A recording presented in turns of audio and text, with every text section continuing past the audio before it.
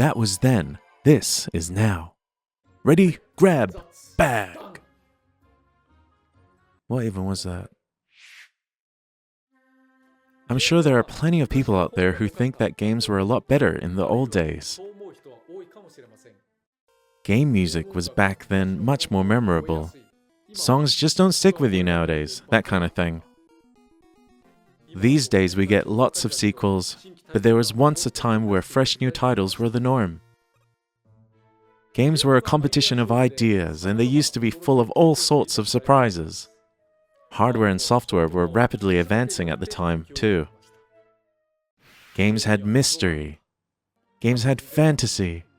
Nowadays, you have YouTube videos or the wikis that spell everything out for you. But adventures of the past were built on your own trial and error, and it was great. I'm sure there are also people who simply saw no appeal in modern games, so they retired from the hobby and put video games behind them.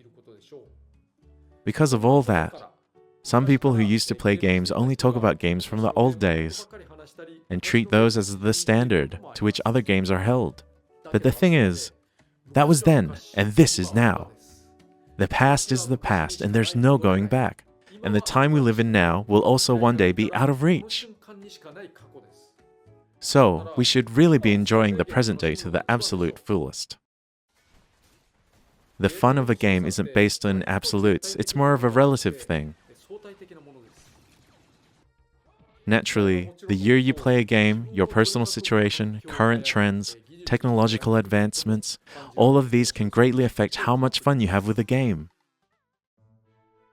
If you need proof, try playing an old game and see how it holds up to a more recent one. Of course, there's a certain charm and inventiveness only older games have.